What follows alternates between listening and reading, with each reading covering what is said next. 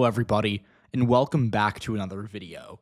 In today's video, we're taking a look at the Virginia race for Attorney General, and it's getting very, very interesting. We have just a couple of days left. Obviously, it's Wednesday morning, so we have the election in 6 days in Virginia, and we really could not have asked for a more insane race for Attorney General this year. I mean, this one is just, so much has happened. Just to recap, it was looking like a race the Democrats were going to run away with.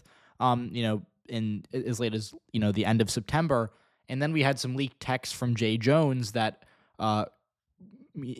essentially detailed him joking about advocating for political violence against some of his Republican colleagues in the legislature, which really threw this race into a completely different situation. What we now have is a race where the Republicans have a lot of momentum. A lot of people who maybe were planning on voting for Jay Jones are still going to vote for Abigail Spanberger are jumping ship and might even consider supporting Jason Miyares. Now, Miyares, on top of that, on top of Jay Jones kind of turning into a very, a candidate with a lot of baggage for Democrats, Jason Miyares is probably the strongest Republican on the ticket this year in Virginia, as he is the only incumbent. Remember, he won in 2021 against Mark Herring by about 1.5 points. That was a race where Republicans were able to knock off the incumbent. Jason Miyares won, and obviously the Republican governor of Virginia, Glenn Youngkin, couldn't run this year, and the Republican lieutenant governor, Winsome Earl-Sears, is running for governor. So this is the only incumbent that Republicans have still on the ticket. So he was already probably one of the stronger candidates, if not the strongest candidate they had. And with Jay Jones's campaign really just turning into a complete, I don't want to say disaster, but it's really been quite bad for him in the past 4 weeks. That has made this race a very interesting one. Now, Virginia is a blue state. It voted for Kamala Harris by 6 points. It voted for Joe Biden by 10 points. It's pretty considerably left of the country. But we do know that it's, in the right circumstances, Republicans can win. Look no further than 2021. Glenn Youngkin ran a good campaign. Terry McAuliffe had some blunders. Joe Biden was unpopular. Democrats nationally were losing a bit of steam. We had a minor upset in November 2021 where Republicans flipped the governorship in Virginia, and they also had a bit of a red wave down ballot. They flipped the state house, and they were able to win the offices of lieutenant governor and attorney general. So, Virginia, it is a blue state, don't get me wrong, but it is one that will swing back and forth if the stars align. And that seems to be happening potentially in the race for attorney general. Now, if we look at the polls from the start of the month, right, you will see a pretty clear-cut story. It is a race that is very close, but maybe even favoring Jason Miyares, the Republican. Now, I'm going to go through some of these polls, and as you can see, if we look at what was happening before, it's like night and day. Even Trafalgar, which is one of the most, I'd say Republican-leading pollsters in the country, they had Jay Jones up by 4 over the incumbent Miyares, and then we had other polls that showed him up by, mid to high single digits. We had one outlier that had him up by 16 back in July. But then, looking at all these blue, leads, right, if you go October 1st, we have an October surprise. We have the opposition, research dump comes out, throws the campaign into complete chaos. What do we get? Well, it's night and day. We see the first thing we see is kind of a panic poll released by Jay Jones immediately after this. As you can see, was fielded within just 2 days, and it was released, I think, right after it was fielded. And it only found Jay Jones up by 1. This was his own campaign. That was what they found. They said he was only up by 1 point in a race that he was expected to win just a week prior by maybe 5 to 8 points, right? So huge swing there. And then we have Republicans respond. They drop their own poll. It shows Miyares up by 2. Trafalgar, like I said, this is a very Republican-leaning pollster. They go from having Jones up by 4 to having Miyares up by 6. They, in just 2 weeks, roughly, they show a 10-point swing in the direction of Jason Miyares. Then what do we get? Some nonpartisan polling data. It's pretty good for Miyares. He's up by 3 in VCU. He's up by 5 in this other Trafalgar poll, which is similar to this. He's up by 4 in nonpartisan coefficient. Democrats, they respond here. They get a poll that is even, but that's not great for them. This is their own internal poll. They fielded it. They chose to release it, and the best they could get was an even result. That's, to me, not a great sign. When you're releasing internals that have you down, by 1 or even, that's telling me that you think you're an underdog and you just want to make it seem as though the race is close and, keep having people or Democrats invest in your favor. Then we had some other nonpartisan polls. Qantas, this is a big one, had Miyares up by 7. This isn't, as high quality of a poll as some of these other ones, but still interesting to add to the data set here. Then Kaplan Strategies had Miyares up by 1. Now, in the past few days, this has been really interesting. We've gotten a couple of polls that show close races or a narrow advantage for Jason Miyares. WAPO, tie game, 46-46. Suffolk and CNU, right, these are university polls. Suffolk has Miyares up by 4. Christopher Newport, again, this is a poll that's local to Virginia, has Miyares up by 1.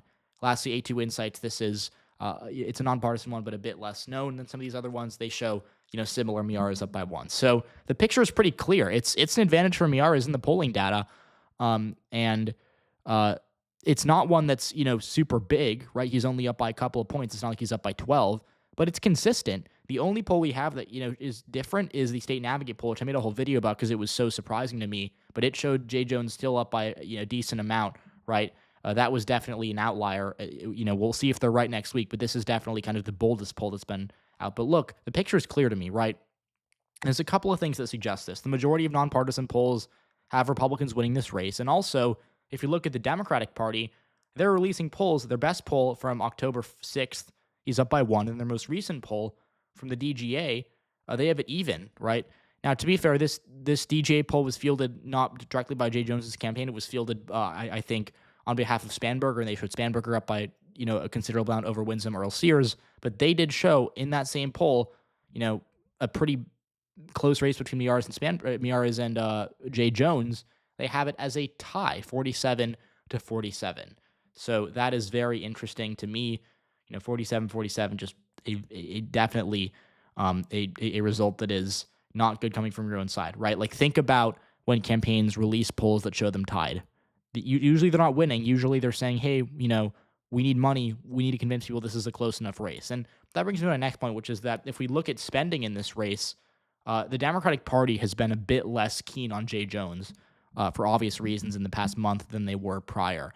We've seen in the past 2 or 3 weeks, it's been consistent that Jason Miyares has outspent Jay Jones on TV by considerable amounts. Democrats, I don't want to use the word, triage, because I don't think that's what's happening, but they're really pulling out of this race and kind of letting Republicans outspend them. It's almost as if, maybe the National Party doesn't think that they, like, to me, I'm not reading it as, hey, Democrats think that they've lost this race for sure. It's more that they don't really care about it as much, or they have less of an interest in electing Jay Jones now that these, scandals have kind of come to light.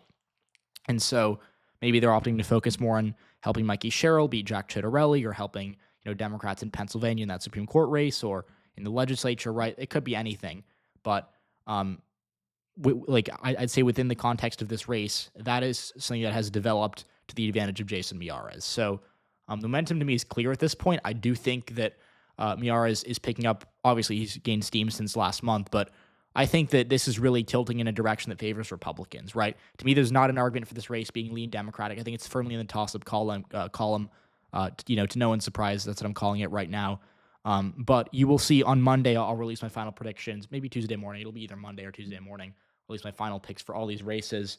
And I'll pick a winner at that point. But I just think, given the momentum of this race and the fact that we're less than a week out and the polls are all tilting in the direction of Republicans, very, very nervous for Jay Jones. Very, very nervous for just at this point, Democrats in Virginia, because this is a race they should have won. They were winning it decisively, right?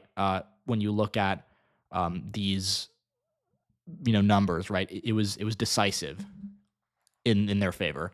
And now, we could very well see Republicans reelect Jason Miyares, and that would be a huge, a really big shift in just a month in dynamics. And it would also show, we'll see, because I do expect Spanberger and Ghazala Hashmi to win their races. We could see a lot of ticket splitting, and we'll see where that ticket splitting comes from and who it, how much it benefits Miyares, but it'll be, we just have so much to watch here. So please let me know what you think about this race. I'd be happy to hear from you all.